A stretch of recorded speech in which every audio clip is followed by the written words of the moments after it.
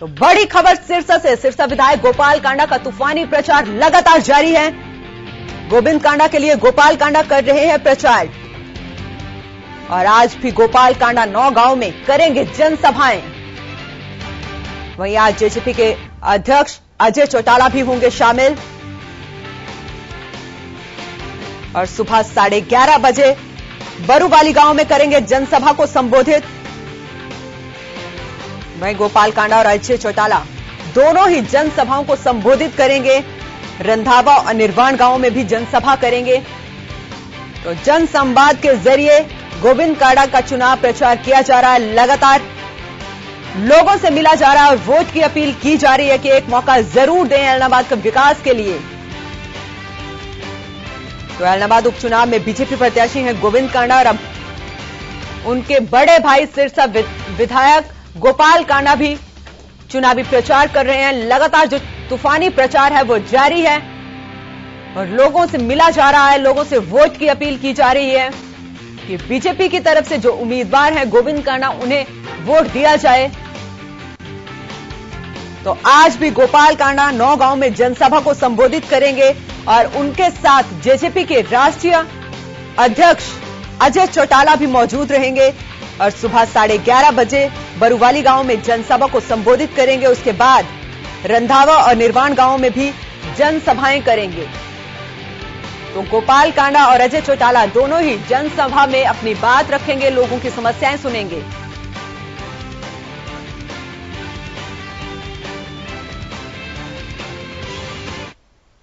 आइए आपको ग्राफिक्स के जरिए दिखाते हैं कि गोपाल कांडा का आज का चुनावी प्रचार का जो कार्यक्रम है वो क्या है। तो सबसे पहले वो 11:30 बजे बरूवाली पहुंचेंगे, वहां जनसभा करेंगे। उसके बाद गुड़िया खेड़ा गांव दोपहर 12 बजे पहुंचेंगे और वहीं बकरियां वाली गांव में दोपहर 12:30 बजे वो लोगों से मिलेंगे। निर्वाण गांव में दोपहर 1 बजे वो लोगों की समस्याएं सुनेंगे। उसके बाद अरनिया वाली गांव में दोपहर 1:30 बजे वो जनसभा को संबोधित करेंगे। रंधावा गांव पहुंचेंगे दोपहर 2 बजे और वहीं रुपाणा खुर्द गांव में दोपहर 2:30 बजे पहुंचेंगे। दड़वा गांव में दोपहर 3 बजे,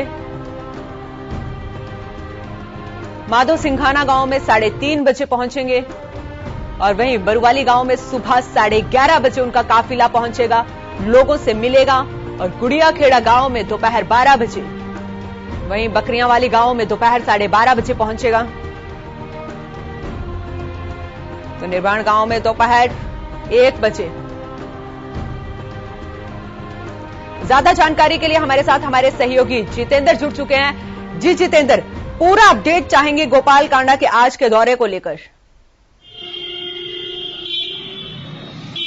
देखिए, सबसे बड़ी अपडेट तो यही है कि मैं आपको बता दूं कि जजपा के जो है राष्ट्रीय अध्यक्ष जो है अजय चौटाला उनके साथ रहेंगे और सबसे बड़ी बात है 11 गांवों का दौरा है और जैसा आपने बताया बकरियां वाला है, तो बहुत से ऐसे गांव हैं जिसके अंदर जो है खुद विकास के मुद्दों को लेकर जो है जजपा के जो राष्ट्रीय अध्यक्ष हैं अजय चौटाला वो भी बोलने वाले हैं, क्योंकि बहुत सी वोटर क्षेत्र पर जो है जजपा का भी यहाँ पर दबदबा है। इसी को लेकर वो लगातार गोपाल कांडा के साथ विजिट करेंगे और जो विकास के मुद्दे हैं उन पर अपनी विचार रखेंगे। जी जितेंद्र, मैं आपसे जमीनी हकीकत जानना चाहूंगी पॉलिटिकली एंगल से कि किस तरीके का माहौल है, क्योंकि आप ग्राउंड जीरो पे मौजूद है और आपने स्थितियां भी देखी होंगी, लोगों से पूछा भी होगा।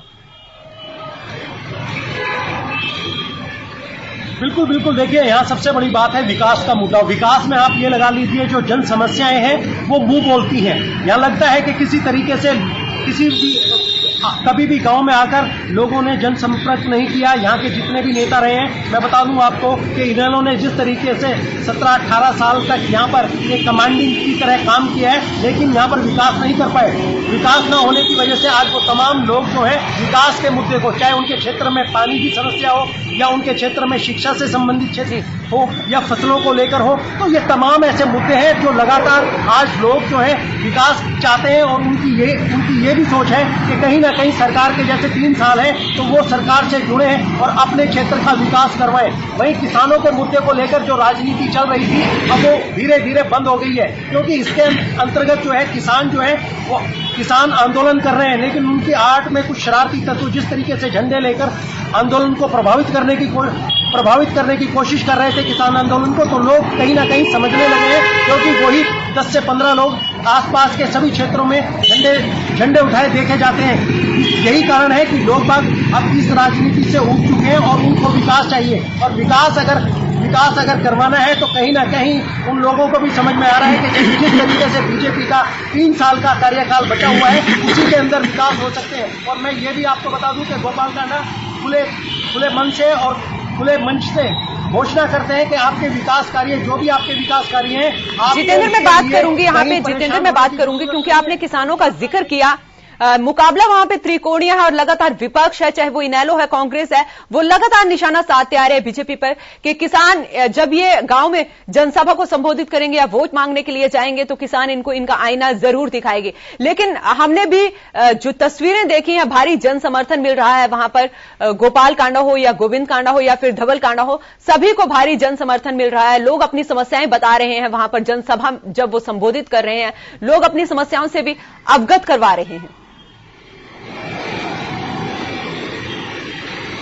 बिल्कुल देखिए, क्योंकि अब मैं आपको बता दूं कि हम लोगों ने ग्राउंड लेवल पर ऐलनाबाद विधानसभा क्षेत्र में 77 गांव लगते हैं, वहां पर हमने जमीनी स्तर पर लोगों से पूछा, लोगों की समस्याएं सुनी है, तो कहीं ना कहीं ये सामने अवश्य आया है कि यहाँ पर जो है विकास नहीं हुआ। अब विकास के अंदर वही मुद्दे हैं, बिजली, सड़क, पानी, स्वास्थ्य से संबंधित सेवाएं, शिक्षा से संबंधित, तो ये चीजें जो है कहीं ना कहीं लोगों को सोचने पर मजबूर कर रही है कि क्यों ना 3 साल के अंदर हमारे क्षेत्र का जो भी विकास है उसको विकास करवाया जाए। और भागीदारी जब भी बन सकती है, क्योंकि देखिए बीजेपी का जो है अभी 3 वर्ष का कार्यकाल है, कहीं ना कहीं लोगों को लगता है कि इस 3 वर्ष में इनको भी टटोल लिया जाए। वहीं गोपाल कांडा खुले मंच से ये भी कहते हैं कि अगर आपने 3 साल में हम अगर कोई काम नहीं कर पाए, गोविंद कांडा या गोपाल कांडा, तो अगली बार वोट मांगने नहीं आएंगे, तो खुला चैलेंज देते हैं। तो ये भी चीजें जो है ये भी लोगों को आकर्षित कर रही हैं। और दूसरी तरफ मैं आपको बता दूं कि कांग्रेस का भी देखिए, कांग्रेस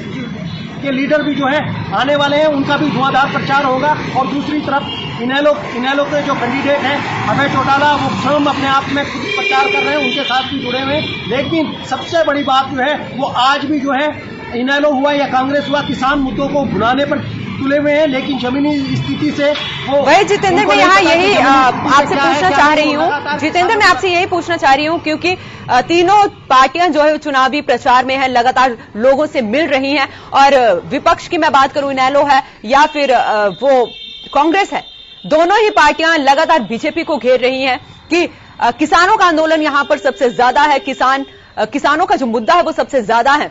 आप वहां पर जमीनी स्तर पर मौजूद है, क्या वहां पर ये राष्ट्रीय मुद्दा या फिर जो लोकल मुद्दे हैं वहां पर विकास के मुद्दे हैं, बिजली पानी की समस्या है, कौन से मुद्दे वहां पर इस चुनाव में हावी रहने वाले हैं? देखिए, सबसे बड़ी बात यही है, मैं आपको बता दूं अन्नू के सब जो लोकल मुद्दे हैं वो कहीं ना कहीं हैवी रहने वाले हैं। जो राष्ट्रीय मुद्दों में किसान को लेकर जिस तरीके से किसान आंदोलन कर रहे हैं, किसानों को लेकर इस तरीके का जो आंदोलन चलाया जा रहा है उसको लोग बात समझ चुके हैं। क्योंकि किसान जो है, ये जरूरी नहीं कि वो जो आंदोलन करने वाले वही किसान हो। आज किसान जो है काम कर रहा है, उसको उनकी फसलों के अकॉर्डिंग उन पोर्टल वगैरह पर उनकी फसलों को अपडेट किया जाता है, उनको पैसा दिया जाता है। और कुछ फसलें यहाँ पे भी हैं जिसको हरियाणा सरकार ने बाकायदा पोर्टलों के जरिए अपडेट किया है। दूसरी बात मैं आपको ये बता दूं कि जो कांग्रेस के लीडर हैं पवन बेनीवाल, जिनको टिकट मिला है, उनकी अपेक्षा भरत बेनीवाल का लोकल जनमत काफी है, उनसे लोग बाग नाराज हैं। लेकिन कांग्रेस के पास कोई बैकग्राउंड नहीं है, कुछ कहने को नहीं है, कुछ नहीं।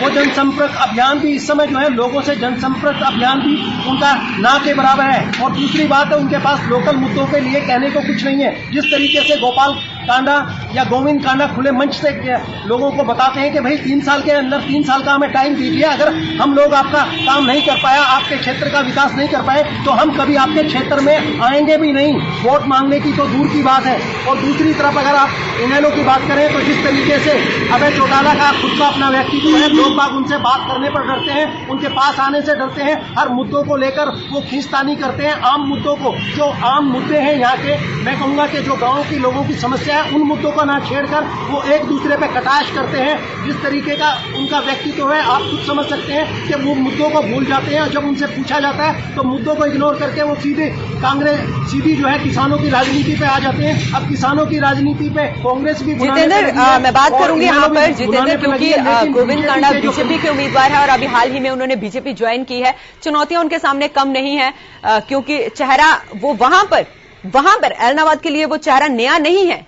लोग उनको जानते हैं, वो समाज सेवी रहे हैं, वहां पर लोगों की उन्होंने समस्याएं सुनी है, संकट के समय में उन्होंने लोगों का साथ दिया है। तो ऐसे में अब जब जनसभा को संबोधित किया जा रहा है और गोपाल कांडा हो चाहे गोविंद कांडा हो, दोनों ने लोगों से यह अपील की है कि एक वोट जरूर दें वो इस बार ऐलनाबाद के विकास के लिए। जो कार्य 30 सालों में नहीं हुआ वो 3 सालों में जरूर होगा। तो लोगों का रुझान क्या है वहां पर? देखिए, जो आपने प्रश्न किया मैं बता दूं आपको कि जिस तरीके से गोपाल कांडा है वो सिरसा से विधायक है, उनके लोगों ने कार्य देखा है। कोरोना काल के दौरान जिस तरीके से उन्होंने हॉस्पिटल बनाया, लोगों को सेवाएं की, चाहे उनको घर के अंदर हो या बाहर हो, जिस तरीके से उन्होंने सेवाएं की वो खुले मंच से कहते हैं। और दूसरी बात जो है, जहां गोविंद कांडा का प्रश्न आ जाता है तो वो बड़ी सादगी के साथ रहते हैं। इसीलिए गोविंद कांडा खुले मंच से विकास की बात करते हैं। वहीं गोपाल कांडा ये भी कहते हैं कि भाई अगर आप विकास चाहते हैं तो आपका एक वोट जो है आपको सरकार में भागीदारी देगा और आपको 2 विधायक देगा और प्लस बीजेपी के जो नेता हैं वो भी कहीं ना कहीं। तो आप देखिए क्या चाहिए, लोगों का कहीं ना कहीं विश्वास जो है गोपाल कांडा पर भी है और गोविंद कांडा पर भी है। गोविंद कांडा पर विश्वास करना इसलिए है कि लोगों को लगता है कि अगर विकास कोई करवा सकता है तो आज के समय में बीजेपी करवा सकती है, क्योंकि अभी 3 साल का कार्यकाल बीजेपी का रहा है। और जबकि दूसरे नेता जो हैं, जो इनेलो से नेता थे, मैं आपको बता दूं कि 1965 में ऐलनाबाद विधानसभा से कांग्रेस यहां से जीत के आई थी। उसके बाद जो है 2000 के बाद जो है ये इनेलो जो है उसका साम्राज्य रहा है, लेकिन यहाँ पर विकास कार्य नहीं हो पाए। झींगा थानी की मस्ती रही है।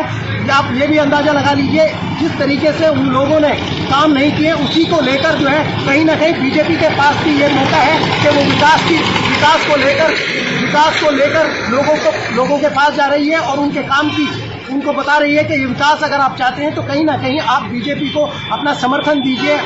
हमारे बीजेपी कैंडिडेट जो है गोविंद कांडा, उनके साथ आइए तो आपके क्षेत्र का विकास भी हो सकता है। और ये बात लोग बाग मानने लगे हैं, लोग बाग खुल के बताते हैं कि उनके गांव में क्या क्या समस्या है, क्या क्या समस्या नहीं है। तो आप इस बात से अंदाजा लगा लीजिए कि लोगों को जो है लगता है कि अब अगर विकास चाहिए तो कहीं ना कहीं जिस तरीके से 3 साल का बीजेपी का कार्यकाल है तो कहीं ना कहीं बीजेपी से जुड़ना पड़ेगा। और दूसरी तरफ मैं आपको बता दूं कि गोपाल कांडा खुला चैलेंज करते हैं कि 3 साल में अगर हम लोग आपके काम नहीं कर पाए जो 17-18 साल से रुके हुए हैं तो हम अगली बार वोट नहीं मांगने आएंगे। ये वो सबसे पहले बोलते हैं और जिसको लेकर जो है कहीं ना कहीं ग्रामीण वासी विश्वास भी करते हैं कि एक बार कहीं ना कहीं इनको भी मौका देकर देखा जाए। जी बहुत बहुत शुक्रिया जितेंद्र, तमाम जानकारी के लिए आपका।